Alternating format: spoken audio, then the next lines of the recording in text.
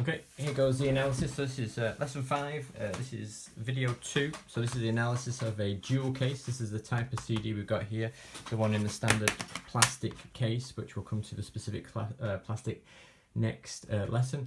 So if we're looking at function, so I want you to make comments on protection. How well does it protect the CD and the contents inside? Sometimes these booklets get caught on these little edges, you get little scuff marks down the side, but all in all the CD is normally well protected in these areas, even though the case itself gets a little bit scuffed. How well does it promote the genre of the band? So can you tell the type of genre from it? So if it's a rock heavy metal band, they might have really dark colours. If it's a pop band, they might have bright colours, whites on there, try and show some kind of naivety, innocence in their approach on here. These are a fairly kind of sombre band, REM, so we've got these kind of grey colours on the surface. We can talk about those later on in aesthetics.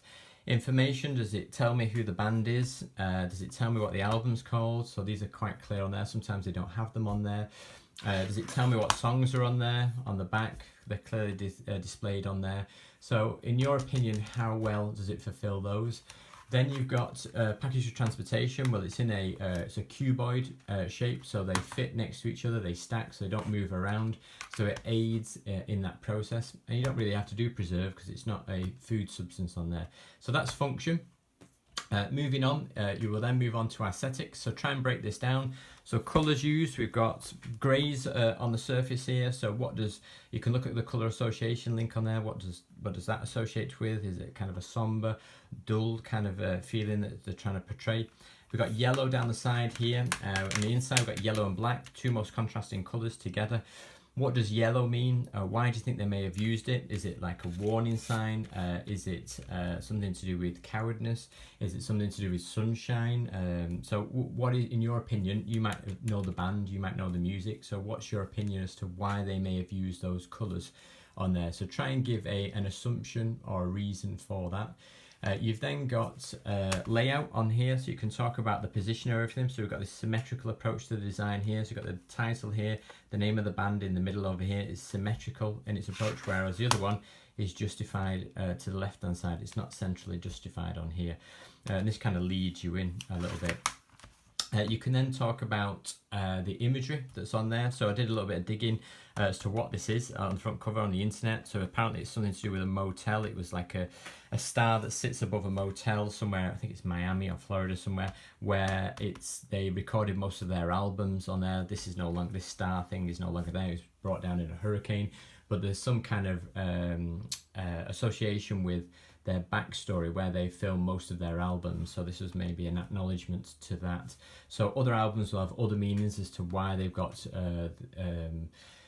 particular imagery on there. It might relate to one of the songs on the album, so you can do some digging on there, particularly if you pick a famous album to analyse on there.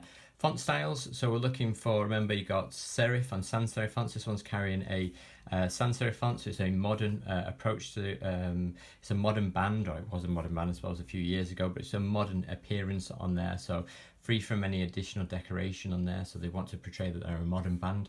So you can talk about the aesthetics on there, there's quite a lot of stuff to do with that. Second one is if you talk about information, what information you got on there? Well, we clearly got the name of the albums on there, why they're on there, so we can see, you can skip through to navigate where they are.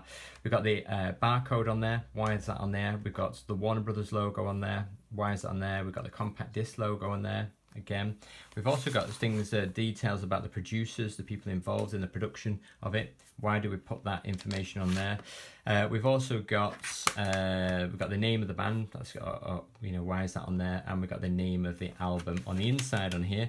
They've even got the names of all the tracks on the CD itself as well. So try and be as thorough as you possibly can, giving reasons to why that information is on there. Then you've got dimensions. Well, clearly just take a ruler. We want to know, because you're going to have to package one of these, how big that CD is, how big is that hole on the inside, how big is that section where they don't put any graphics sometimes on there, how big is that, because you're going to have to maybe do some surface graphics for a CD. If you're thinking about some kind of booklet size, you could measure the booklet as well. How big is that? And then the inside tray, you can take that bit out and you can measure this bit as well with a little perforated section, which we'll come to in another video, so you can measure the internal sections of it. And then we've got something related to scale of production. So remember, we've got 4 scales of production to kind of talk about.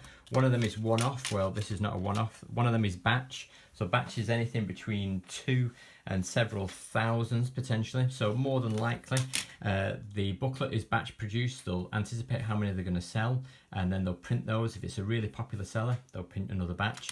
So that the inlay card is batch produced, and the CD printing is batch produced. Okay. The case itself, this is a standard jewel case, so that means that any other band will have these as well. So the molds made for these will be the same for whichever band it might be. So that means they're more than likely mass produced, although the numbers are dwindling really with CD productions. So these will be mass produced, the plastic sections, all the rest of it. And the production of the CD, this will be mass produced as well. But everything else will be batch produced. So you want to say why in those annotations, okay? So that's your, that's lesson 5, and that's video 2.